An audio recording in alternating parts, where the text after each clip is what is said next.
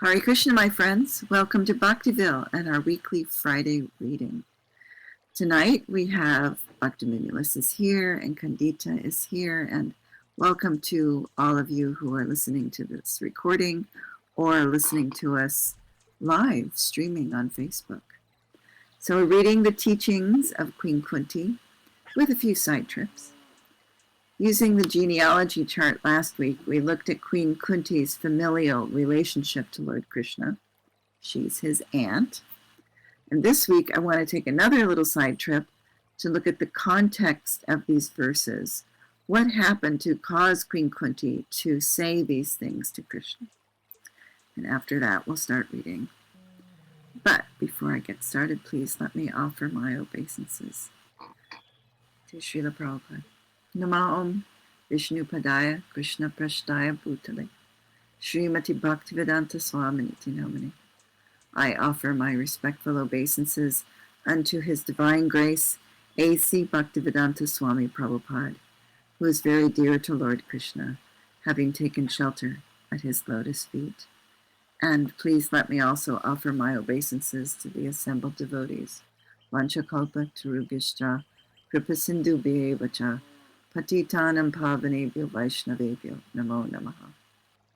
I also offer my respectful obeisances unto the Vaishnava devotees of the Lord.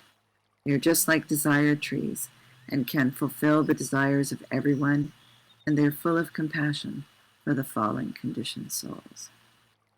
So on our slide viewer, and I'm not sure how clear this is because it's a couple of generations of an image, but I wanted to illustrate why Queen Kunti is saying these things. So what happened before this? So the end of the Kurukshetra wars has happened, and Draupadi's children, well, some of the children were killed. So Abhimanyu was killed, Iravan was killed, Babu Brahan was killed in the Kurukshetra war. And Ashwatthama, who is the son of Drona, or the grandson of Drona, wants to get rid of the Pandus altogether. So he kills 5 children, the sons of Draupadi. He killed Shrutakirti, Shatatika, Shrutakarma, Sutasoma, and Prativindya. He kills them all, 5 children, mistaking them for the 5 Pandavas. So he made a mistake, but, things happen, I guess. And there's one child left in Uttara's womb. Parikit is in Uttara's womb. And so he sends a Brahmastra, a bomb by mantra to Uttara's womb to kill Parikit. And Krishna protects the womb and actually sends a complementary blast to blow that one up, and there's this huge lightning. This huge sky is filled with light. Nobody can see anything. And then Krishna goes and finds Ashwatthama. And I'm trying to find my notes here. Finds Ashwatthama and doesn't kill him. The consensus of Queen Kunti is that, and the other assembled people there, is that, he shouldn't be killed. And so what he does is he curses him to live forever. But at the same time, he takes this gem out of his forehead, and so he has a growing wound in his forehead, and it's very painful. And he suffers and cries in pain, but he never dies. So that's his, that's the curse that he gets from this whole thing. Yes, Kandita says it's a heinous act. Yes, it is a heinous act. And so that's how it's dealt with. So this is the setting for Queen Kunti, because Queen Kunti, if we look at that chart, and like I said, I don't know if you can see this, but Queen Kunti is the grandmother. She's the mother of the Pandavas, the grandmother of these children who were all killed. She's the grandmother of Parikshit, and I would just be a big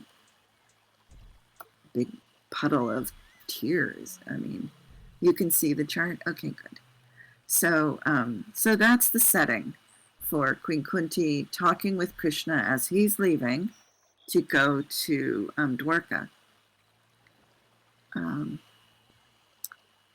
Bhaktiville says, how many men did she have? So Queen Kunti had Yudhishthira, Bhima, Arjuna, Sahadev. Arjuna, Bhima, and Yudhishthira are her boys. And then Madri, her co-wife, had Nakula and Sahadev. And Madri died early on. And so Kunti took care of those boys too. So those are the 5 Pandavas. And so the 5 Pandavas were all married to Draupadi. And Draupadi is the one who was, they tried to take her sari off in after the gambling match. And so it's said that that's what caused the whole war, was them trying to strip Draupadi. He had 2 wives. Pandu had 2 wives, Kunti and Madri. And then Draupadi had 5 husbands because of the boys. The men came back, and they had one Draupadi in the gambling, and without looking, Kunti said, okay, whatever you've won, you have to share it with your brothers. Whatever you've won, you need to share it. And so that was how she ended up with 5 husbands.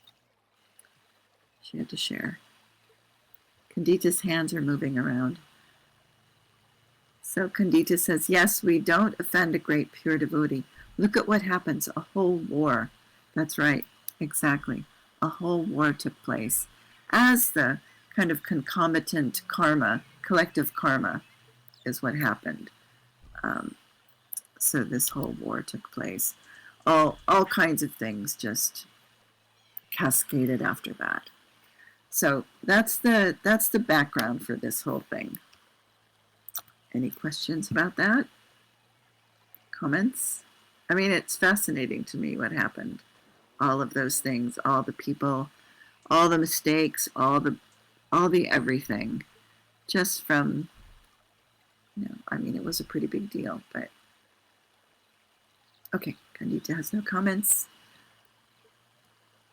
Bhaktiville, nope. Kandita's hands are flying around. Bhaktiville, were these people considered sinful? Yes, absolutely. Offending a Brahmin? Absolutely. Offending the wife of a Brahmin? Kandita says she wants to reread the Mahabharata, or she wants to read the Mahabharata now. Oh, it's an amazing story. All these things go on. And you can use these charts. You can keep track of who's related to who. All right. So that's the background to what we're reading. So we are on page 5 of the book, or page 40 of the PDF. So we'll get started. Chapter 3, The Most Intelligent Woman. Tata Paramahamsanam Muninam Amalat Manam Bhakti Yogividanartam Katam Pashe Mahi Striyaha.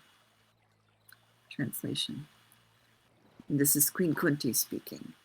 You yourself descend, she's speaking to Krishna, you yourself descend to propagate the transcendental science of devotional service. under the hearts of the advanced transcendentalists and mental speculators,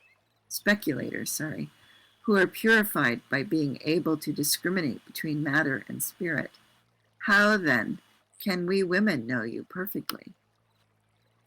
So at first when I read this, I thought, oh gosh, another one of those. But Srila Prabhupada addresses this topic very sensitively. So Srimad Bhagavatam 1:8-20. Even the greatest philosophical speculators cannot have access to the region of the Lord. It is said in the Upanishads that the supreme truth, the absolute personality of Godhead, is beyond the range of the thinking power of the greatest philosopher. He is unknowable by great learning or by the greatest brain. He is knowable only by one who has his mercy. Others may go on thinking about him for years together, yet he is unknowable. This very fact is corroborated by the queen, who is playing the part of an innocent woman. Women in general are unable to speculate like philosophers, but they are blessed by the Lord because they believe at once in the superiority and almightiness of the Lord, and thus they offer obeisances without reservation. The Lord is so kind that he does not show special favor only to one who is a great philosopher. He knows the sincerity of purpose. For this reason only, women generally assemble in great number in any sort of religious function. In every country and in every sect of religion, it appears that the women are more interested than the men. This simplicity of acceptance of the Lord's authority is more effective than showy, insincere religious fervor. Okay, so comments. Kandita says, back then, women in general weren't educated, and things are different now. Yes, he does say in general, so I think that he's being very sensitive about that. Kunti Devi prayed to the Lord very submissively, and this is the symptom of a Vaishnava. The Lord, Krishna, had come to Kunti Devi to offer respect to her by taking the dust of her feet. Because Krishna considered Kunti Devi his aunt, he used to touch her feet. But although Kunti Devi, a great devotee, was in such an exalted position, practically on the level of Yashoda Mai, Krishna's mother, she was so submissive that she prayed, quote, Krishna, you are meant to be understood by the Paramahamsas, the most advanced transcendentalists. But I am a woman, so how can I see you? End quote. According to Vedic system, there are 4 social divisions. Chatur Varnam Mayasrishtam. The highest members of the social order are the Brahmanas, those who are intelligent. And then come the Kshatriyas, the military men and administrators, the Vaishyas, farmers and businessmen, and finally the Shudras, ordinary laborers. One's place in this system is determined by one's qualities and work, guna karma. The Bhagavad Gita mentions Striyo Vaishyas Tata Shudraha, and the Srimad Bhagavatam speaks of Stri Shudra Dvijabandhunam. According to these references, women, Shudras, and Dvijabandhus are considered to belong to the same category. The word Dvijabandhu refers to one who is born in an exalted Brahmana or Kshatriya family, but who has no qualifications of his own. One's social standing, according to the Vedic system, is determined by one's qualifications. This is very practical. Suppose a man is born the son of a high court judge. This does not mean that he himself is also a high court judge. Yet because one happens to take birth in a Brahmana family, even if he has no qualifications and is rascal number 1, he claims to be a Brahmana. And although his qualifications are less than those of a Shudra, people accept him as a Brahmin. This has caused the downfall of the Vedic civilization. The Brahmanas in India are sometimes very much against my movement because I train and accept Brahmanas from Europe and America. But we do not care about their arguments, nor will any other reasonable man. Sri Chaitanya Mahaprabhu said, I'm going to skip that Sanskrit, quote, in every town, city, and village of the world, the Krishna consciousness movement will be preached, end quote. How is it then that Europeans and Americans will not become Brahmanas? In fact, one who comes to Krishna consciousness has already surpassed Brahmanism, as stated in Bhagavad Gita 14:26, and I will read this. Mam chayo vyabhicharena bhakti yogena sevate sagunam samatityaitan brahma bhuyaya kalpate. Quote, one who takes to bhakti yoga surpasses the modes of material nature and comes immediately to the transcendental platform, Brahmabhuta, end quote. Not to speak of becoming a Brahmana, the person who fully engages in bhakti yoga attains the highest transcendental platform. The stereotyped, crippled idea that only a person born in a Brahmana family can become a Brahmana has killed Vedic civilization. But now we are reviving the correct understanding that the attainment of perfection is meant for everyone. In Bhagavad Gita 9:32, Lord Krishna says, and for lack of time, I'm going to skip the Sanskrit again, quote, O son of Pritha, those who take shelter in me, though they be low-born women, Vaishnavas, or Shudras, can approach the supreme destination, end quote. Kandita says in the comments, in India, that's such a radical view. Yes, it is very radical, very progressive. Back to the text. Thus, although women, Shudras, and Vaishyas are ordinarily considered to belong to a lower class, when one becomes a devotee, he or she goes beyond such designations. Women, Shudras, and Vaishyas are ordinarily regarded as less intelligent. But if one takes to Krishna consciousness, one is the most intelligent, as stated in the Chaitanya Charitamrita. And Chaitanya Mahaprabhu says, and again I'm going to skip the Sanskrit and go for the English, quote, among all the living entities wandering throughout the universe, one who is very fortunate receives, by the mercy of the spiritual master and the mercy of Krishna, the seed of devotional service, end quote. Chaitanya Charitamrita, Madhya-lila 19:151. The Krishna consciousness movement does not consist of wretched, unfortunate men or women. No, it consists of the most fortunate. One who has taken to Krishna consciousness is to be considered the most fortunate because he has found the way to act so that his life will be perfect. One who is Krishna conscious and discharging his duties nicely is the most fortunate and the most perfect. This is humbly stated here by Kunti Devi. Although Kunti had the body of a woman, she was a devotee.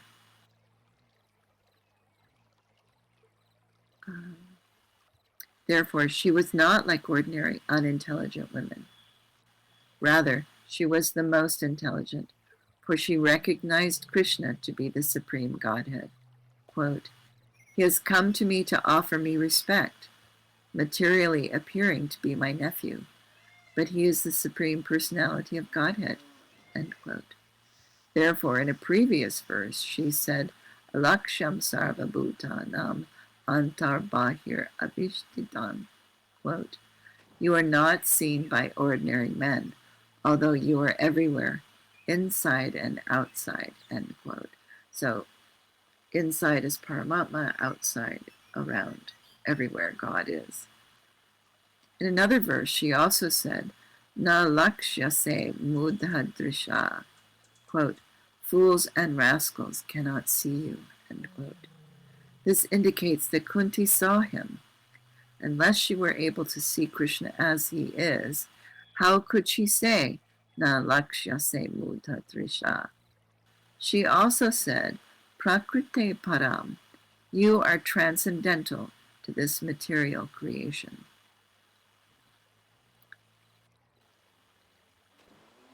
I'm just reading a private message, sorry. Let me continue reading. Now here also in this verse, Kunti continues to express herself with humility. This humility is very good in devotional service. Therefore, Sri Krishna Chaitanya Mahaprabhu teaches, Trinadapi sunichena tarorapi sahishnuna. Quote, one should be more tolerant than the tree and humbler than the grass to make progress in spiritual life. End quote. This is necessary because for one who is living in this material world, there will be so many disturbances, just as if one were traveling on the ocean. One cannot expect a very peaceful situation on the ocean. Even a big ship may also be unsteady, and at any moment there may be tumultuous waves. Similarly, in this material world, we should always expect danger. One cannot expect a very peaceful life within this material world. The Shastra, the Vedic literature, says, Padam padam yad vipadam, Bhagavad Gita 10:14-58, at every step, padam padam, there is danger. But if one becomes a devotee, then one can escape. Mayam etam tarantide. If one takes to Krishna consciousness, in the beginning, there will be many disturbances caused by Maya, material energy of illusion. Maya will test us to see how firmly we are fixed in Krishna consciousness.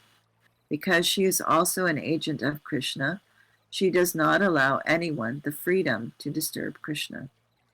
Therefore, she tests very rigidly to see whether we have taken to Krishna consciousness to disturb Krishna or are actually serious. That is Maya's business. She's the gatekeeper.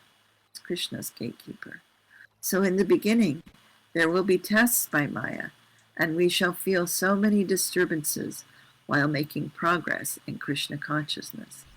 But if we follow the rules and regulations and chant regularly as prescribed, then we shall remain steady. If we neglect these principles, Maya will capture us immediately. Maya is always ready. We are in the ocean, and at any moment we may be disturbed. Therefore, one who is not disturbed at all is called Paramahamsa. Kunti Devi therefore says, Tata Paramahamsanam. You are meant to be understood by the Paramahamsas. The word Parama means ultimate, and Hamsa means swan. So Paramahamsa means the perfect swan. If we give a swan milk mixed with water, the swan will take the milk and leave aside the water. This is not the regular swans that we have over in the pond. This is the mythical swan. And I don't mean mythical pejoratively. That's just the story of the swan. Similarly, this material world is made of two natures, the inferior nature and the superior nature. The superior nature means spiritual life, and the inferior nature is material life. Thus, a person who gives up the material life or material part of this world and takes only the spiritual part is called Paramahamsa. One should know that the activities of the body are due to the soul within the body. That is the real fact. The body is only the outward covering. Similarly, one should know that Krishna is the real center of all activities, and one who knows this is a Paramahamsa. Thus, Bhakti Yoga is for the Paramahamsa, one who knows that Krishna is the central fact. Krishna says in Bhagavad Gita, Aham sarvasya prabhavo mata sarvam pravartate. I am the source of everything. Everything emanates from me. So one who knows, not only theoretically but practically, that Krishna is the cause of all causes, one who is convinced of this is a Paramahamsa. Kunti Devi says, "You are meant for the Paramahamsas, not for the rascals and fools. You are meant for the Paramahamsas and Munis." The word Muninam refers to those who are thoughtful or to mental speculators, and the word Amalatmanam refers to one who has no dirty things in his heart. The heart of a materialistic person is full of dirty things. What are those dirty things? Lust and greed. All materialistic persons are lusty and greedy, and therefore their hearts are understood to be full of dirty things. But Amalatmanam refers to those who are freed from these two contaminations. And lust doesn't mean just sex, it means that greediness, that lust for everything. Bhakti Yoga is meant for those whose hearts are cleansed, not for the lusty and greedy. Of course, those who are lusty and greedy may try to advance, and gradually they may do so. But once one is situated in Bhakti Yoga, there is no more lust or greed. Viraktir anyatra cha. Bhagavatam 11:242. And this is the test. When one is free from lusty desires and greed, then he is situated in Bhakti Yoga and is actually a Paramahamsa. Kunti Devi humbly submits, quote, "You are meant for the Paramahamsas and Munis, those who are cleansed in heart and are engaged in Bhakti Yoga. But what are we? We are simply women. We are in a lower class. How can we understand you?" End of quote. Although she understands everything, she still takes the position of an ordinary woman and says, "How can I understand you?" This is humility.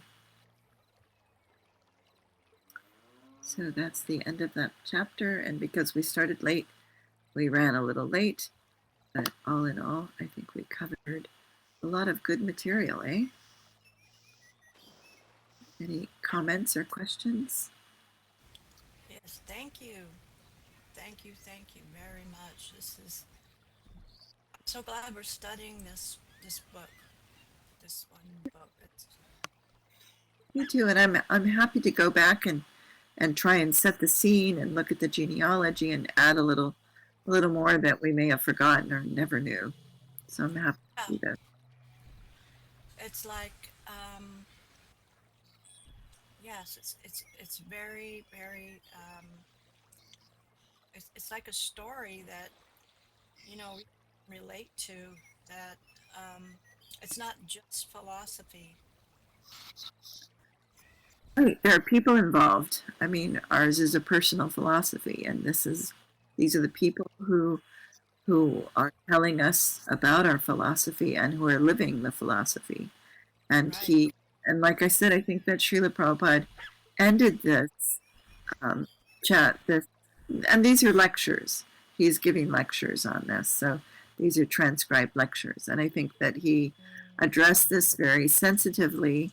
That um, while while it says all this stuff about women, a devotee is like this, and she is most has humility, and she most um, is perfection. I mean, Sikshastakam, Lord Chaitanya says that to be more humble than the blade of grass. So he's elevating the women in this chapter.